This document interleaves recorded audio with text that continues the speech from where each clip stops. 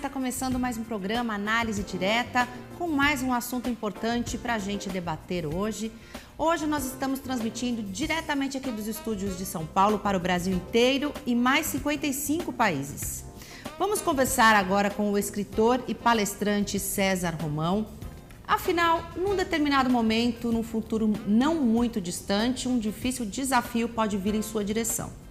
Apesar de praticamente ser impossível a gente precisar com exatidão a magnitude desse desafio, certamente você pode começar hoje a se preparar para enfrentá-lo. E está aqui o livro do nosso convidado de hoje, O Milagre do Acaso, que vem nos ensinar a crescer cada dia mais e enfrentar esses desafios, não é mesmo? Olá, Patrícia. Olá, prazer. Seja bem-vindo. Obrigada pela sua atenção. Prazer estar aqui. O livro O Milagre do Acaso é o meu mais novo lançamento.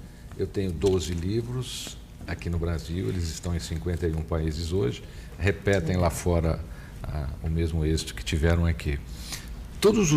Esse ano eu tenho 2 projetos novos, né? O livro O Milagre do Acaso e o lançamento do treinamento para formar palestrantes. Isso é uma coisa inédita aqui no Brasil. 2 coisas, né, que nasceram esse ano por causa do público. Sempre que termino as palestras, as pessoas vêm e dizem assim: Romão, eu queria ser palestrante, como é que eu faço? Então, eu acabei montando esse treinamento, que é o segundo projeto desse ano. O primeiro foi o livro, também por causa do público de palestras, porque as pessoas falam muito sobre o acaso aqui no Brasil. Eu não estou aqui por acaso, nada acontece por acaso. Então, eu fiz um estudo até científico sobre esse processo do acaso, o que gerou o livro. E o livro ele traz uma mensagem de como é que você pode utilizar o acaso a seu favor. Porque você pode ajudar o acaso a ser criado, você pode ajudar o acaso a trabalhar para você. E como? De que forma que a gente pode fazer isso? Primeiro, quem não conhece a causa não repete o efeito. Então, é muito importante as pessoas saberem como é que o acaso funciona. Primeiro, conscientize-se que ele não existe. Não existe o acaso. O acaso é uma convergência de fatos, atitudes e pensamentos que um dia ocorreram na sua vida e eles vão encontrar um ponto de convergência lá na frente. Um dia você pensou aquilo, um dia você imaginou aquilo, um dia sem querer você disse aquilo, ficou no seu subconsciente. Aí você não lembrou. Mas quando aquilo acontece, você fala: puxa, uma vez na minha vida eu passei nessa rua e tive assim uma vontade de morar nessa rua. E muitos anos depois você acaba comprando uma casa naquela rua e acaba se lembrando. Já que você conhece a causa, agora você pode trabalhar o efeito. A sugestão é para que as pessoas comecem a avaliar melhor o que pensam, o que falam e o que querem da vida. E tomar cuidado com o que querem, porque você pode ter. Né? Cuidado com o que falam também, né? A palavra ela tem um poder imensurável, né? Porque a palavra é a materialização da energia do seu pensamento. Realmente. Você pode dar algum exemplo assim, de causa e efeito de alguma palavra que a gente possa falar? Olha, nós estamos nesse universo com uma única missão. Né? A missão é amar. Quer dizer, é o ser humano se auto-resgatar de todas as maneiras, através da ciência, através da religião, através do convívio social. Tudo aquilo, o nosso cérebro não é muito inteligente não, ele é um cumpridor de ordens. Então, tudo aquilo que muitas vezes nós declaramos para a nossa vida, o cérebro interpreta aquilo como uma ordem a ser executada. Todas as nossas emoções são transformadas em enzimas. Porque nós temos um corpo atômico, nós temos um corpo de células, nós temos um corpo que tem núcleos. Então, todas essas emoções que nós sentimos, elas são transformadas em enzimas MDO. Essas enzimas ficam lá no nosso cérebro trabalhando para a gente. Então, você acorda de manhã e diz assim: hoje eu não estou com vontade de fazer nada. O seu cérebro vai respeitar, ele vai te dar um cansaço, ele vai te dar assim uma moleza, e você vai falar: hoje eu não estou com vontade de fazer nada.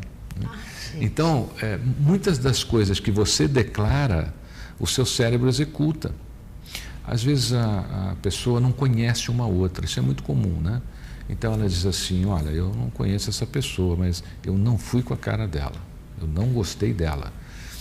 Você sabe que elas podem conviver anos depois, e mesmo que aquela pessoa seja maravilhosa, ela não vai conseguir se dá bem com aquela pessoa, porque ela já criou aquela imagem, ela fixou aquilo. E essas enzimas, elas são como um carimbo, são como uma impressão no cérebro. Então, já que você sabe disso, é importante você pensar em coisas nutritivas, falar coisas nutritivas e fazer coisas nutritivas, né? Porque nossa vida toda é construída sobre duas colunas, a coluna da escolha e a coluna da decisão. Nós somos vítimas ou abençoados pelas nossas escolhas e pelas nossas decisões. Decida bem, escolha bem. Realmente, realmente. Eu já li bastante, assim, bastante livros que falam sobre isso e já vi muita gente falando assim: sempre substitua um pensamento ruim por um bom. Sempre que vier um pensamento ruim na sua cabeça, substitua por um bom. Como que isso funciona? Eu queria saber se funciona. Funciona sim, porque nós somos sempre testados. O ser humano é testado desde o início da civilização. Então nós somos testados em sobrevivência primeiro, né? Nós somos testados em sobrevivência, fomos testados em conhecimento. E todo dia existe um teste, que é o teste da sobrevivência, o teste da existência, que vai aflorar o seu comportamento. Eu tenho sugerido às pessoas, nas minhas palestras, o seguinte: toda vez que você pensar algo ruim, não é nem a questão de substituição, é a questão do vigiar e orar, né? Então, comece a se vigiar mais. Escolha uma oração, escolha uma parte da Bíblia, escolha um salmo, escolha um texto bíblico, escreve num papelzinho que tenha 4 ou 5 linhas, e cada vez que você tiver um pensamento que você acha que não é nutritivo, você está vigiando, aí você repete esse texto para você poder eliminar isso daí e guardar o que você fez de nutritivo, guardar a oração e não o pensamento ruim. Oh, que legal, uma boa dica, né? Seria como um gatilho para mudar a linha de pensamento? Exatamente. É você trocar o curso do rio. Nós temos poder para isso. Eu tenho poder para amar e eu tenho poder para odiar. A escolha é minha. O ser humano, ele tem essas duas ambiguidades, quer dizer, ele pode amar, ele pode odiar, ele pode ser feliz, ele pode ser infeliz. E a gente anda no meio disso, né? A gente tem que escolher o caminho do meio sempre. Então, toda vez que você tiver essa coragem, isso se torna um hábito. Quando a gente transforma um hábito em atitude, ele passa a fazer parte normalmente, e quando você perceber, você não está nem mais pensando nada ruim. Os meus alunos do treinamento para a formação de palestrantes, a gente tem uma primeira fase que a gente transforma algumas atitudes em hábitos. Então, por exemplo, eu tenho alunos que eles levantam muito a mão, né, quando falam, então passa a mão aqui e passa. Então, tem coisas que não se deve fazer durante uma palestra. E eles não conseguem. É muito difícil a pessoa perder essa atitude. Mas existem maneiras que a gente consegue fazer com que isso não ocorra mais. E aquilo vai acontecendo, se torna uma prática diária e você começa a fazer naturalmente. É a mesma coisa de que dar a outra face, né? Quer dizer, aquela história, dê a outra face para o pensamento negativo, para aquilo que você pensa errado da outra pessoa, até porque, olha o que eu vou te dizer, hein? Nós medimos os outros com a nossa régua. Às vezes, o que criticamos nas outras pessoas é o que deveríamos mudar em nós mesmos. Então, cada vez que você criticar, lembra disso, pô, será que eu não sou assim? Será que eu já não fiz isso? Porque nós medimos as pessoas com a nossa própria régua. Poxa, é uma lição, hein? É uma lição de vida isso. Realmente, quando a gente, às vezes, aponta um defeito em alguém, quando a gente vai olhar bem ali no fundo, a gente tem uma coisinha meio parecida, né? Assim. Mal resolvida, inclusive. É. Né? Eu costumo dizer, tem muita coisa que às vezes as pessoas me perguntam, e eu não tenho a resposta no momento. E é uma coisa interessante, porque com livros em 51 países, a gente recebe carta da Rússia, da Alemanha, da Itália, Portugal, Espanha. E os problemas, Patrícia, são os mesmos. Interessante isso. Lá na Rússia, eles têm problema de relacionamento, no casamento, tem o problema econômico, tem o problema profissional. É igualzinho. A diferença é que vem escrito em russo, o outro vem escrito em alemão, mas são os mesmos problemas aqui do Brasil. Então, nós temos um equilíbrio no comportamento do ser humano. E a mesma energia que você gasta para criticar e piorar a sua vida ou a sua situação com aquela pessoa, você pode gastar para elogiar, compreender, entender, que é o que falta. Essa coisa de você saber como é que funciona o mecanismo das pessoas, né? Eu tenho um livro que chama Só o Amor Não Basta. Levei 2 anos pesquisando casais para falar sobre esse livro. Ele tem 3 partes. Ele tem a parte que o homem tem que ler, ele tem a parte que a mulher tem que ler, e aí ele tem uma outra parte que ela fala como o homem deve tratar a mulher e como a mulher deve tratar o homem. É um manual praticamente científico de comportamento. Legal. Então, a falta de compreensão de muitos fatos faz com que as pessoas acabem piorando a sua vida, né? E piorando bastante. O que os casais mais reclamam? Você estava falando que até russos...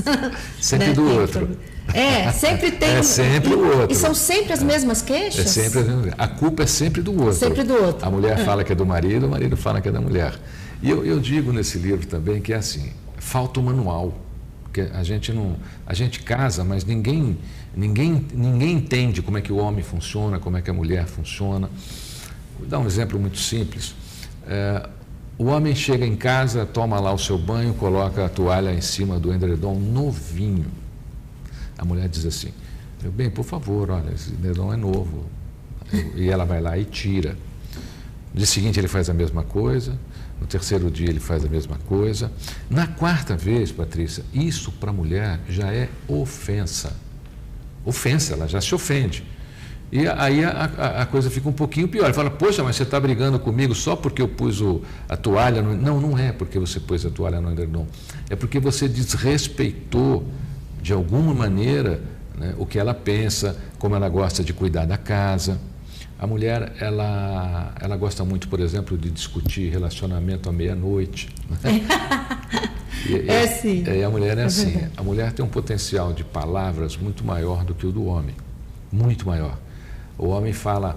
A mulher tem um potencial de 4.000 palavras por dia, o homem tem um potencial de 2.300. Durante o dia, o homem já gastou o potencial dele. No trabalho, com os amigos, no trânsito. Então ele chega à noite, ele não tem mais potencial de palavra. A mulher gasta a mesma média. Só que como ela tem um potencial maior, à meia-noite ainda ela tem 2.000 palavras para colocar. E o cara dorme. Aí ela fala, puxa, mas você não me entende, eu quero falar com você, e você dorme, né? Nesse livro, eu abordo todos esses temas para você saber como é que você lidar com ela, como é que ele lidar com você. Às vezes o indivíduo quer dar um presente para a mulher, dá um carro.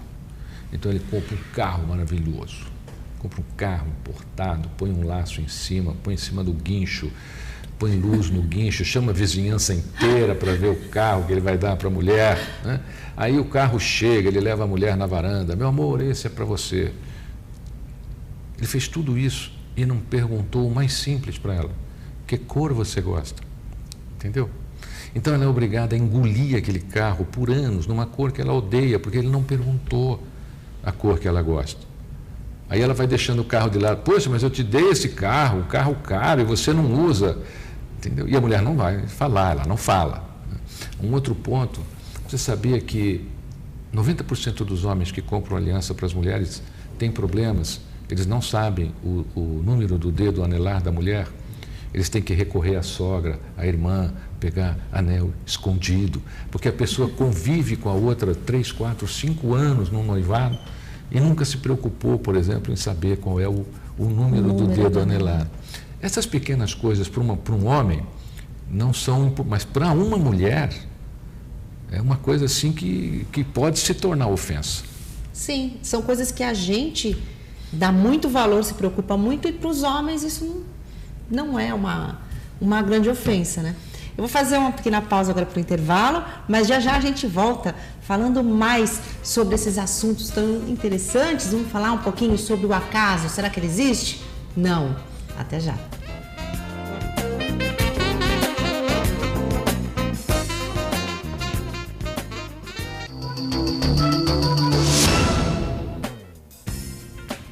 Estamos de volta com o programa Análise Direta, transmitindo para o Brasil todo e mais 55 países. Hoje eu estou conversando com o escritor e conferencista César Romão. E a gente está falando aí sobre o livro dele, mais recente, que fala sobre o acaso, está aqui nas minhas mãos. Vamos falar um pouquinho sobre as pesquisas, né, que foram feitas, né, que você fez aí para escrever esse livro. Como que foi? Aonde você foi buscar, né? E o que você encontrou? Patrícia, eu tenho no meu site, como eu estou diariamente em contato com o público, né? Hoje mais do que nunca, né, com todo esse avanço tecnológico, as coisas, antigamente a gente recebia carta pelo correio, escrita, né, com selinho. Aliás, ainda recebo da Itália, as pessoas, os leitores da Itália, onde eu tenho 8 livros, ainda me escrevem com carta, a carta vem com selinho e tudo mais. Então essa facilidade das pessoas se comunicarem, né, aumentou esse meu relacionamento com o público. Eu tenho no meu site um setor de pesquisas. Então sempre que eu realizo uma palestra, eu informo isso às pessoas e as pessoas participam desse setor de pesquisa. E eu sempre mudo, cada época a gente faz uma pesquisa sobre um tema, justamente para que eu possa levar ao público aquilo que realmente ele está precisando. E teve nessa fase do acaso, foram muitas pessoas que queriam saber mais sobre esse tema, saber se isso existia, se não existia, se era uma coisa divina, se não era, se era uma coisa que acontecia sem controle. E eu passei a pesquisar sobre o tema, não só no site, mas também nos debates que a gente faz durante as minhas palestras. E como que foi assim essa pesquisa? O que você achou assim de mais Primeiro interessante? eu pedi para as pessoas, a primeira pergunta foi para as pessoas relatarem o que elas acham que foi um acaso na vida delas. Então a pessoa relata, olha, um dia, depois eu começo a fazer outras perguntas para ela. E a gente leva a pessoa a reconhecer que aquilo não foi um acaso, que quando ela começa a avaliar aquela situação, ela vai ver que aquilo um dia cruzou o caminho dela. Um dia ela pensou, um dia ela sentiu, ou um dia ela contou para alguém. Então, eu tenho... Isso acontece, às vezes a pessoa me escreve e fala assim, nossa, Romão, meu sonho é assistir uma palestra sua. E, às vezes eu vou fazer um evento, eu marco lá de onde a pessoa é, onde é que a pessoa... E aí, quando eu vou para aquele lugar, eu peço para a minha assessoria, falar, tem uma pessoa aqui, então você, por favor, convide para a palestra. Mas às vezes passa 1 ano, 2 anos. Tem cidade que às vezes a pessoa escreve e eu levo 3 anos para fazer aquela cidade, mas aquilo fica arquivado. E aí essa pessoa recebe o convite para assistir a palestra. Aí ela chega ao pé do palco quando termina e fala assim, olha, eu sonhava em assistir a sua palestra. Era uma coisa assim, eu estou aqui hoje por um acaso, eu estava na minha casa e chegou o convite para assistir a sua palestra. Não foi um acaso, né? Em algum momento lá atrás, ela expressou essa vontade, né? Essa vontade foi registrada, que é mais ou menos assim que o cérebro funciona. Demorou, mas acabou acontecendo. Então, isso foi me levando a montar toda a estrutura desse livro e trazer as pessoas para que você use o acaso a seu favor. Para que você use o acaso para as coisas boas que podem acontecer na tua vida, para você encontrar a pessoa que você realmente quer para ser feliz, para você fazer as viagens que você quer fazer. Existe uma metodologia para isso, existe uma maneira de fazer as coisas acontecerem. E dá para você dar Claro que não vai falar todo o segredo do que está no livro, mas dá para você dar assim, uma dica para a gente? Tenho sim. Muitas pessoas, Patrícia, elas sabem o que querem da vida. Então você pergunta assim, o que é que você quer da vida? Aí ela diz, eu quero ser cantor. Vamos falar de escritor aqui, estamos falando de livro, que é uma das coisas que eu mais recebo também do público de palestra. Eu quero ser escritor. Muito bem, você quer ser escritor, mas o que é que você está fazendo para ser escritor? Nada. As pessoas sabem o que querem, mas não têm habilidade para desenvolver as competências para realizarem o que desejam. Então, quando a pessoa diz assim para mim, Romão, me ajuda a ser escritor? Ajudo. Você sabe o que precisa? Não, olha, o que precisa é isso aqui. Você se dedica? Mas assim não dá, aí não dá tempo. Mas eu não sabia que tinha que fazer tudo isso para ser escritor. Precisa. Então ele não quer mais ser escritor, né? Porque hoje a vida acontece onde nós estamos, a vida acontece com aquilo que nós fazemos. Então, a primeira dica que eu deixo aqui para os seus telespectadores é para que você Defina o que você quer da vida e desenvolva as competências necessárias para chegar aonde você quer chegar. Sem competências, ninguém chega a lugar algum. Ah, com certeza, com certeza. Eu sempre quis ser apresentadora. Vamos ao seu caso, então. Sempre. Você quis ser apresentadora, agora eu vou ser o apresentador aqui. Você quis ser apresentadora e qual é a primeira coisa que você foi fazer? Jornalismo. Jornalismo. Porque quem quer ser apresentador de televisão, como a Patrícia, e fazer tanto sucesso assim, tem que fazer jornalismo. Agora, a segunda coisa, tem que ser uma faculdade ou uma universidade bacana, boa. Qual você fez? Casper Libero. A Casper Libero é o berço dos jornalistas, é o berço dos jornalistas. O jornalista Casper Libero ajudou a fundar a Associação Paulista de Imprensa, foi a cadeira número 1, a mais antiga associação de imprensa do Brasil, tem 82 anos. Olha que legado. Daí vem a segunda. Então, agora sim, daqui para frente você atingiu o sucesso, definiu a sua carreira como jornalista. Que legado você quer deixar? É a segunda parte que você tem que começar a pensar. Qual é o legado que eu quero deixar como jornalista? Eu quero mudar o mundo com as entrevistas que eu pretendo fazer, eu quero descobrir novas coisas para o meu público, eu quero descobrir coisas que o meu público possa usar na sua vida e melhorar a sua vida. Agora você tem que começar a pensar no legado. Ah, que legal. Levar conhecimento até as pessoas. Exato, é uma maneira. Né? E até comecei agora a pensar num outro legado que é levar boas notícias para as pessoas. O jornal da boa notícia, né? Notícia ruim todo mundo fala, gente, é uma coisa assim impressionante. Agora, notícias boas são pouco discutidas, né? Verdade. Enquanto uma notícia ruim acontece, tem muita coisa boa acontecendo. Tem médico salvando vida, tem cientista descobrindo vacinas. Então, isso que você falou pode ser um grande legado. Você começar a trazer essas notícias boas e levar para o seu público. Verdade. Caracterizada por isso. Aí, quem sabe? Já estou começando a traçar essa linha aí. Você acha que as pessoas que ficam muito atrás de notícias ruins, só querem ver aqueles jornais que só tem tragédia, tudo, você acha que isso pode, de acordo com tudo que você fala no livro, tudo, vou até mostrar o livro aqui de novo, você acha que isso pode atrair coisas ruins para a vida da pessoa? Se ela só fica pensando nisso? O mundo é ruim, o mundo é difícil. Nós temos exemplos. Nós temos jornalistas na história que se dedicaram exclusivamente a isso e acabaram sendo vítimas da própria criminalidade que eles noticiavam. Então, eu acho que nós temos que fazer na mídia hoje uma ponderação. Uma coisa é você dar a notícia, outra coisa é você tornar a notícia sensacionalista, que é o que eu acho que a notícia está andando hoje. Não há problema, a notícia é notícia ruim, notícia boa. Você tem que dar a ruim, às vezes tem que dar a boa. Tem que dar. Dar a notícia é uma coisa. Agora, fazer o que a maioria da mídia faz hoje, um sensacionalismo.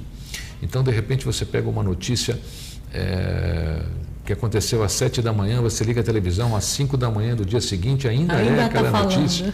Né? Então, já não é notícia, é um sensacionalismo em cima daquilo. Uma notícia que merecia aí alguns minutos de uma reportagem para mostrar o que aconteceu, fica o dia inteiro falando daquilo. Semana inteira. É verdade. E já que a gente está falando sobre isso, queria saber o que te levou a ser palestrante. Você fez direito, é pós-graduado em administração, fez marketing. Por que escolher esse caminho de fazer palestras? Patrícia, eu não escolhi, eu fui escolhido. Aconteceu o seguinte, eu sempre gostei muito de escrever e em 1991 eu lancei um livro, foi o meu primeiro grande best-seller, era o livro que abriu a minha carreira fora do Brasil. O livro chama-se A Semente de Deus. Ficou muito tempo aqui na lista da Veja, ainda hoje é um livro super vendido no Brasil. E na época, quando o livro explodiu, foi uma coisa assim, imensurável que aconteceu com o livro, aí as pessoas ligavam no escritório e diziam assim: Romão, você só escreve ou fala também? Você não quer vir aqui falar sobre o livro? Poxa, eu nunca pensei em falar sobre o livro, eu pensei em escrever o livro. Né? E aí eu disse para mim naquela época, bom, mas para eu falar, eu preciso saber falar, eu preciso desenvolver competências. Como é que eu vou falar? Eu sou um autor, eu não sou um falador. Né? E aí fui buscar as competências. Nós temos no Brasil hoje aqui o professor Reinaldo Polito, foi meu grande professor, a quem eu rendo aqui a minha homenagem, a minha indicação, se um dia você pretende ser aí um profissional da área da oratória. E passei a falar sobre o livro. Aí eu falava 10 minutos, as pessoas, não, a gente quer 1 hora. E qual dos 12 livros que é hoje o que mais Ainda as pessoas Semente pedem? de Deus. É. Ainda Semente de Deus. Os meus editores falam assim, Romão, escreve o Semente de Deus 2, né? Mas é difícil, sabe por quê? A gente... não é uma coisa que você simplesmente decide, porque a semente... Existem 2 tipos de livros que eu escrevo. O livro que eu chamo de livro inspiracional, que é o livro inspirado, que é a Semente de Deus, que é um livro romanceado, e o livro que é o livro pesquisado, que é o caso, por exemplo, do Milagre do Acaso.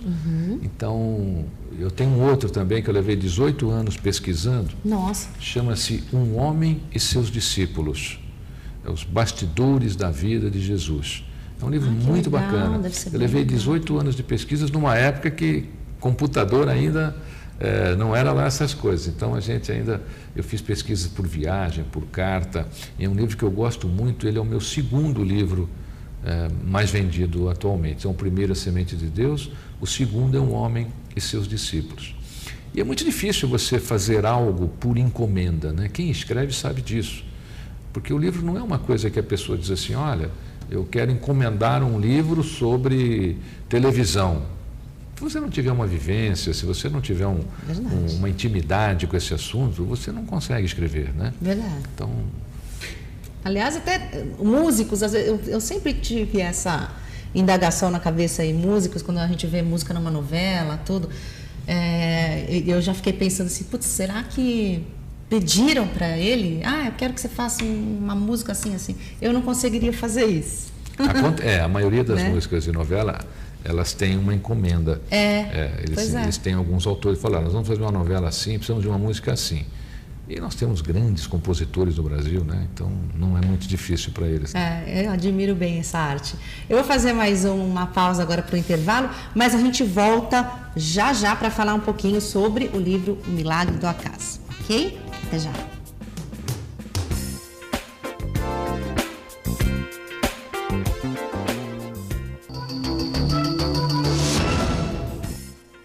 Estamos de volta com o programa Análise Direta. Eu hoje estou conversando com o César Romão, que é conferencista, escritor, escreveu agora o último livro dele, O Milagre do Acaso. Você nesse livro fala sobre tipos de personalidade, não é? 9 tipos de personalidade, é isso? Só tem 9. Olha como é fácil lidar com as pessoas. Só existem 9 tipos de pessoas. No mundo inteiro? No mundo inteiro, no planeta, com 6 bilhões de habitantes, só tem 9 tipos de pessoas que têm 9 tipos de comportamento. Se você compreender 9 tipos de pessoas, você pode se dar bem com todo mundo. Que legal. Vamos falar um pouquinho sobre esses tipos de personalidade? Qual é o primeiro que você abriu aí? Peraí. Olha lá. Perfeccionista e exigente. Então, você se identificou já, né? Já se identificou aí na sua casa aí? Você não identificou alguém, né? Essas pessoas são as que mais sofrem. É mesmo? Porque o perfeccionismo, ele acaba até se tornando toque, né? A pessoa, quando é muito perfeccionista, acaba até se tornando sintomático, né? Daquelas que querem, olha um quadro meio tortinho na parede, vai lá arrumar, essas coisas? Então, você pode até ser uma pessoa perfeccionista, mas você não pode fazer disso a sua cruz, né? Então, sofrer. Então, a pessoa lá vê lá e ela fala assim, olha, eu não aguento sentar aqui, eu vou ter que sair dessa sala, porque o quadro está torto. Né? Então, não pode fazer disso uma cruz. Aí vem a pessoa amigável, mas orgulhosa.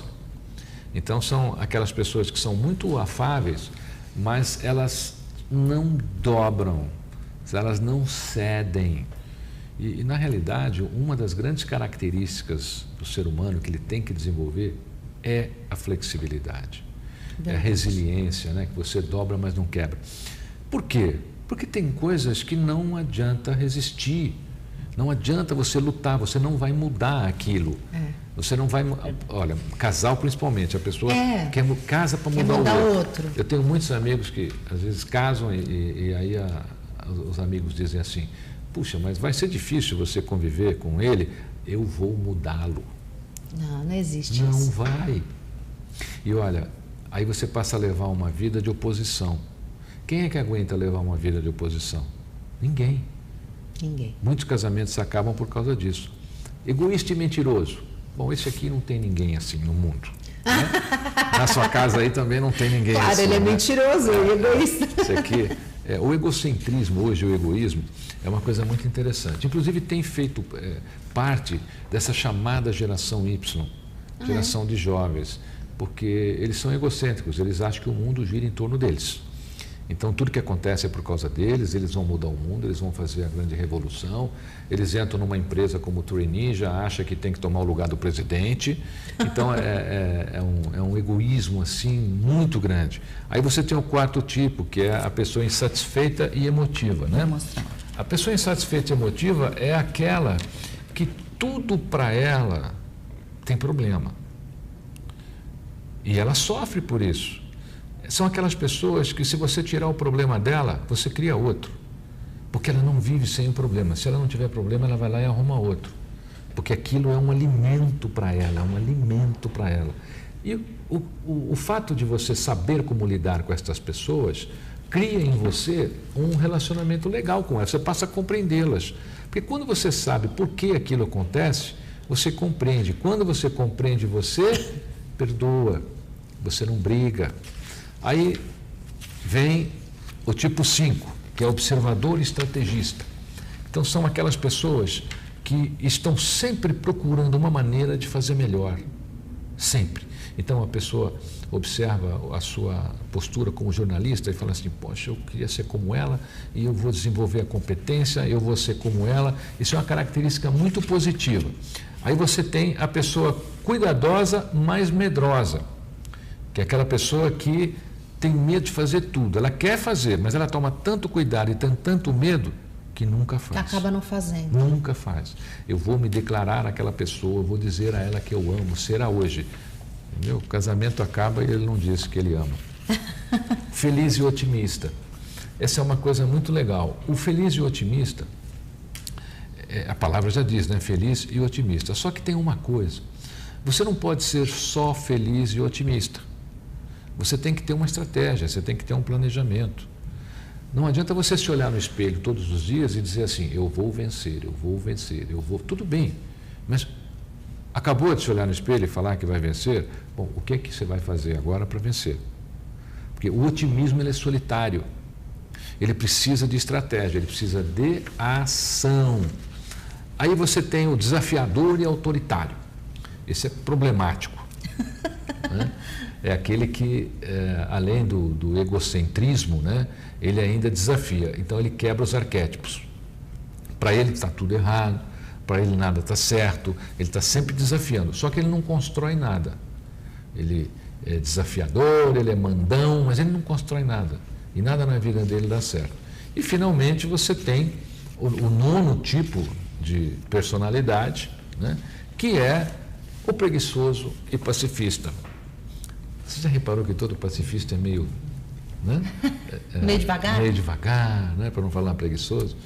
E uma vez eu perguntei para você quando tem preguiça, o que você faz? Para preguiça ir embora. Ele falou, eu sento e espero passar. Então, aí não vai passar nunca, né? Ser pacifista é muito legal. Agora, qual é a estratégia que você está utilizando para criar o pacifismo, para agir como um pacifista? É como essa nova sociedade ecológica, vai. Então, a pessoa acha que tudo tem que ser reciclado, mas na casa dela ela não recicla nada, ela não separa nada. Ela critica tudo que acontece na cidade, mas ela para onde não deve parar, passa no farol vermelho, tem multa de velocidade. Então, é muito importante que nós façamos um olhar e uma avaliação da nossa vida diante daquilo que criticamos. Só tem 9 tipos de pessoas no mundo. Viu como não é tão difícil ser feliz com o mundo? E todo mundo aí vai se identificar com um dos tipos. Sem sombra de dúvida. Por quê? Não só se identificar, você vai saber como lidar. Porque o capítulo do livro, quando termina, como uma pessoa como é que você, aí vem como é que você lida com essa pessoa. Então você vai melhorar o seu relacionamento com a sua mãe, com o seu pai. Começa em casa, né? Com o seu pai, com a sua mãe, com o seu irmão, com o seu cunhado, com a sua cunhada, com a sua vizinha, com a sogra. Olha, se você tem uma sogra que você acha, toda sogra é maravilhosa, até porque ela foi a porta de abertura para você estar com quem você... Então, toda sogra é maravilhosa. A minha é sensacional, a minha é maravilhosa. Eu adoro a minha sogra. Que bom. E você dá esse livro aqui para ela, ou você lê, tá certo? E aí você vai conhecer aqui a sua sogra e vai saber como é que você lidar com ela. Que legal. Que legal. E você acha que nos relacionamentos a gente, pensando aí... pensando positivo, em vez de procurar o defeito no outro, você estava falando, em vez de ficar apontando, elogiar. De que forma que isso ajuda? O que acontece com a pessoa quando, em vez da gente apontar os defeitos, a gente elogia? Todos nós, puxa, que pergunta bacana, Patrícia, porque, ou melhor, olha, nenhum de nós resiste a uma lente de aumento. Nenhum. Não há um ser humano na Terra que resista a uma lente de aumento. O que nós temos que fazer nos relacionamentos, Patrícia, é quebrar a lente de aumento. Quebra. Para de capitalizar as pequenas coisas, porque são as pessoas que tornam grandes aqueles defeitos, que não são defeitos, às vezes são próprias características das pessoas. Por exemplo, você você tem uma figura exótica. Se for para a França, os franceses vão adorar, porque as mulheres ruivas lá são rainhas.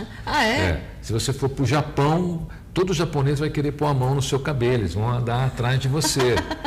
Então, não existe o feio, não existe o bonito, existe a nossa visão, a nossa compreensão. A diferença cultural no mundo, ela exemplifica isso. Então, em vez de aumentar as coisas, né, os pequenos defeitos, enalteça as qualidades. Faça exatamente, enalteça as qualidades. Porque quando você enaltece as qualidades, a pessoa aumenta a sua autoestima, ela vai abrir melhor o seu coração para você, ela vai pensar até quando for fazer alguma coisa para você, ela vai, ele é tão legal comigo, eu não vou brigar com ele. Olha aí, é uma ótima dica, né? Às vezes a gente fica aí procurando o defeito do outro, aí aumenta mais ainda a briga, a discórdia entre o casal, né? E lembre-se que eu disse no começo do programa, às vezes o que você critica no outro é que você precisa pode ter mudar em você mesmo. É isso mesmo, é uma lição de vida, é isso mesmo. Agora, vamos falar um pouquinho sobre o curso de palestrante, né? A gente está quase terminando o programa já. Queria que você falasse assim, para quem tem vontade de ser um palestrante, como fazer, como a pessoa deve se preparar. Fala um pouquinho mais. Muito fácil. Esse treinamento para a formação de palestrantes é um treinamento, não é um curso. Ele foi criado justamente para os profissionais que precisam fazer palestras, precisam fazer exposições, não diretamente ao público, como eu faço hoje, mas de repente você precisa falar aos seus colaboradores, você fala sempre na reunião aí dos seus amigos, você fala na reunião de pais e mestres, você de repente faz reuniões aí na sua casa e quer discutir alguns assuntos. Então esse treinamento é especificamente para as pessoas que querem se tornar palestrantes numa determinada área. Para que você tenha todas as informações é muito fácil.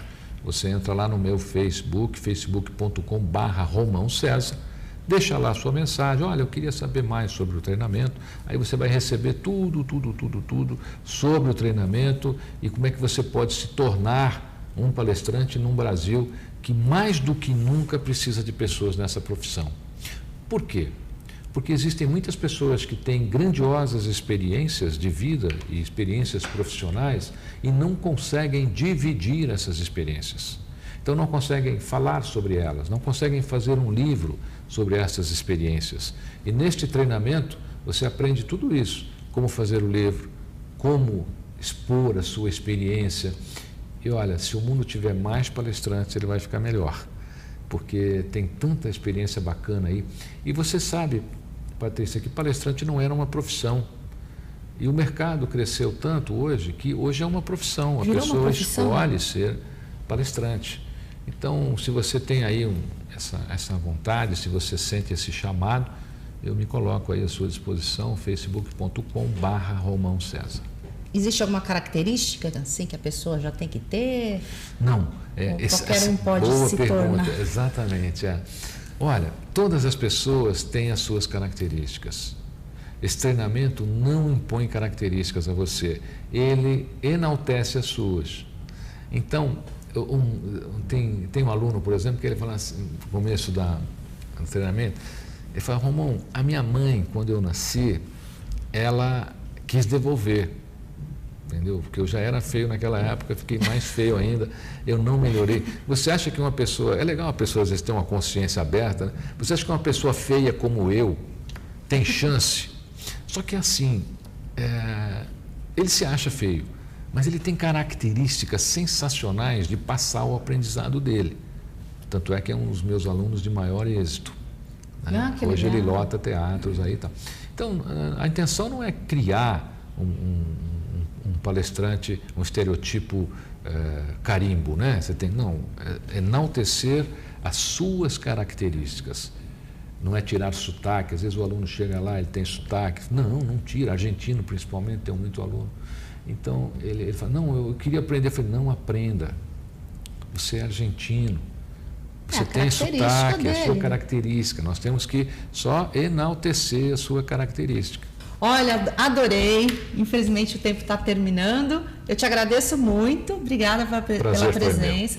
E volte, já estou te convidando a voltar, vamos trazer outros livros para a gente falar aí mais um pouquinho sobre isso. Nunca diga isso a um palestrante ou escritor, porque eu tenho 12 livros, vou querer voltar 12 vezes. Ok, já está convidado então, muito obrigada, viu? Prazer foi todo nosso. E para você aí em casa, obrigada pela audiência. Não se esqueça, entre na nossa página facebook.com/programa Análise Direta. Você pode entrar, curtir, assistir várias edições do programa, você pode dar sugestões de entrevistados. E agora a gente tem também uma promoção até o dia 20 de outubro, que é a data que vai ocorrer o sorteio. A gente vai sortear um kit de livros e DVDs de entrevistados que já estiveram aqui no programa. O que você tem que fazer? Você tem que entrar na nossa página, curtir e compartilhar. E não se esqueça, clique no link Quero Participar, ok?